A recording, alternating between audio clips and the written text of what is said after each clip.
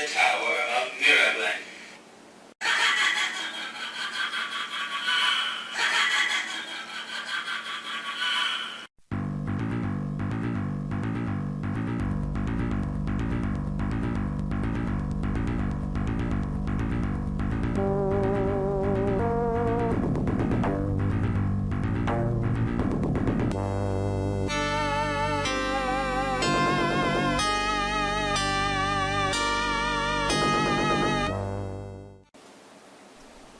So here is Tower of Myraglen, a 1987 action RPG, published by PBI Software.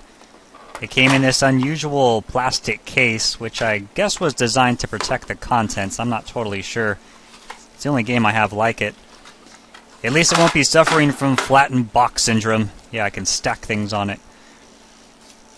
Anyways, the plot borrows from the same old RPG storyline we've seen 1,000 times. Here's the intro to the epic. In an age of darkness, the remnants of a once great civilization are drawn together.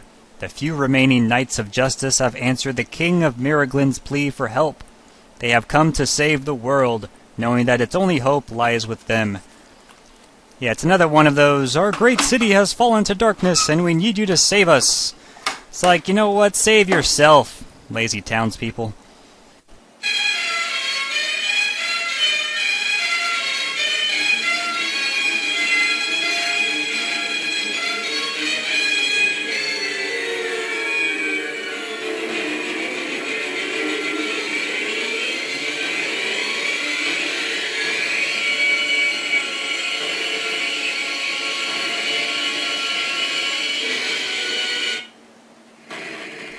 And with that, we have the Tower of Myraglen. And basically the backstory goes like this. Centuries ago, there was a young wizard prodigy named Mendelik. Using most of his life force, he created a powerful medallion called the Medallion of Soul Stealing, which could tear out the soul of its wearer's opponent. Using so much power drained Mendelik, and he soon lacked the ability to use the medallion himself. Fearing that it might fall into evil hands, he had an impenetrable tower built. Only the most noble of knights can enter its gates, and you are the last Knight of Justice, and so it's going to be up to you to get the medallion before evil can possess it. So here you are at the entrance to the tower as the last Knight of Justice. You have basic movement controls, left, right, up, down, and you also possess a ring of unlimited arrows. Yeah, so you don't have to worry about running out of ammo. You also have basic verb commands like look, followed by the direction you wish to look, and other commands like take, give, and yell. You'll only have to speak in a few parts of the game, though, to answer riddles and solve puzzles. You'll want to explore each maze-like level of the tower and find a way to ascend to the next level until you find the medallion. The game will throw you some clues here and there. The dark, foreboding passage to the north seems to beckon for your presence. Beckon, huh?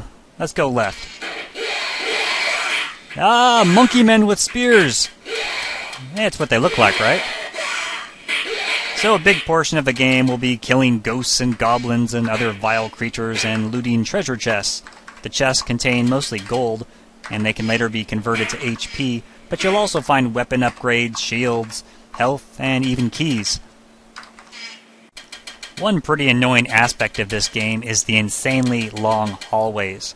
I mean, some of them just go on and on and on. As I mentioned, puzzles are a big part of this game, and some of them are quite clever. Like here, I have to find a key to this door, and you'll hear a clock chime.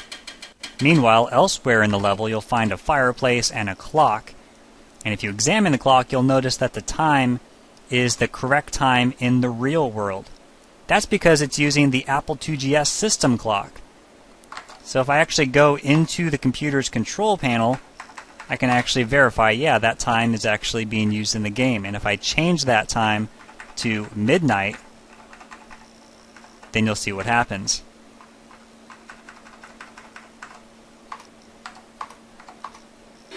So the clock's going to chime 12 times, and then there's going to be a beam of light, which is going to cast from a skull on the pendulum, revealing a key on one of the fireplace's bricks.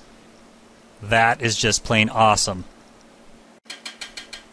Now, throughout the game, the ghost of Mendelik is going to appear, and he'll be giving you vital clues onto how to overcome certain obstacles in the game. Now, you really have to pay very close attention to some of the stuff this guy says.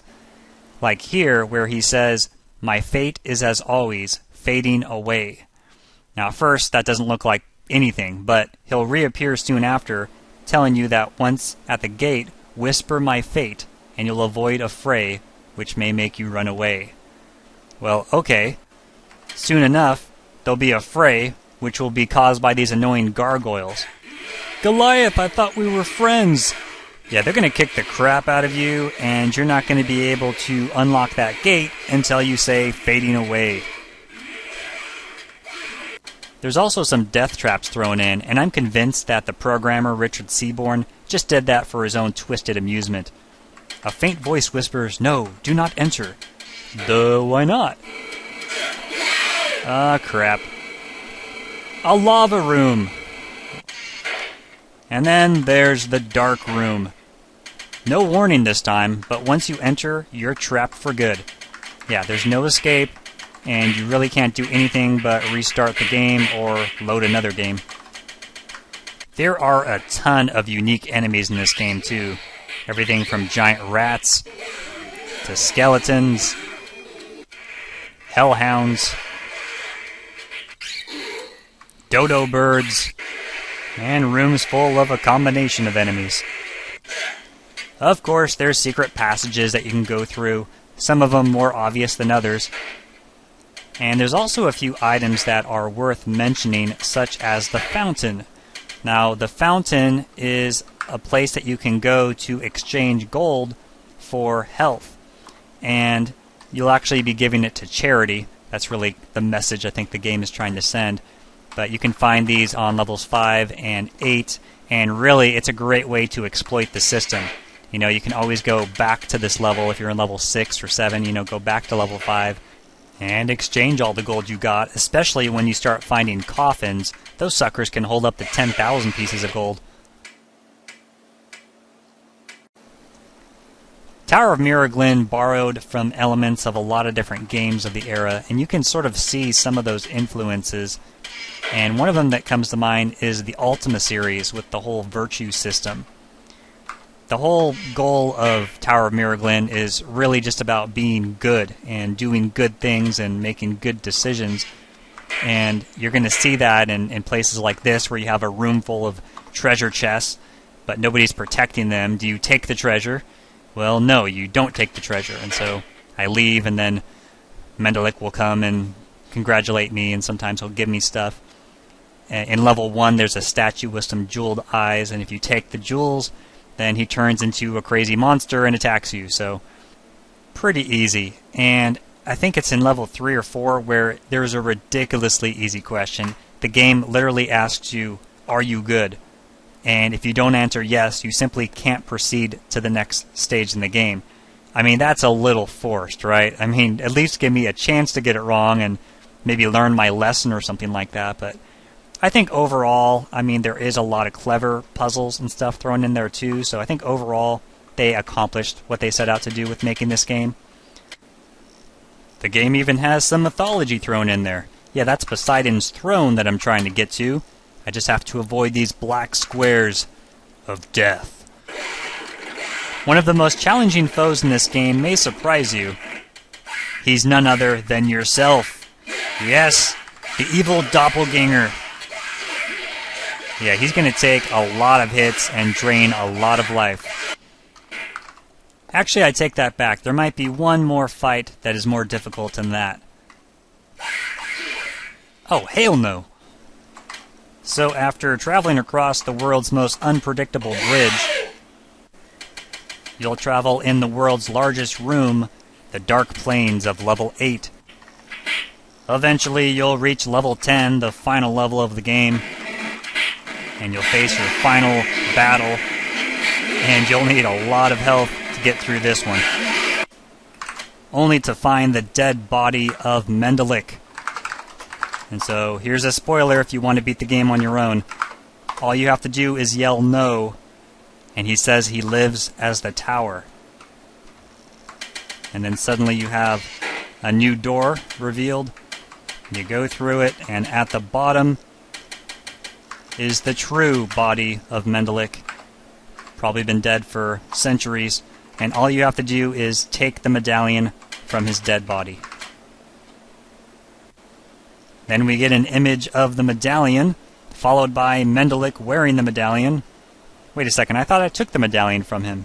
Shouldn't I be wearing it? I'm confused. Anyway, here's the final riddle. Will you give it to the king of Myraglen? No. Will you use it to conquer the world? No, I guess not. Will you use it to kill the king? Yes. When you greet the king, you surprise him with the medallion's power being used against him. The medallion seems to guide your mouth, making you speak the words that destroys the arch-evil Sir Pendragon. He screams his last curses as he collapses. His body dissolves and finally vanishes before your very eyes. You have won the Tower of Myraglen. So then you enter your name to be displayed in the Hall of Honor. And it's totally based on how much gold you had when you beat the game. You can see I've already played this a few times. And that's it. That is Tower of Myraglen. A simple but effective RPG, and one I really enjoyed playing. Definitely worth checking out if you like these sorts of games. Thank you for watching.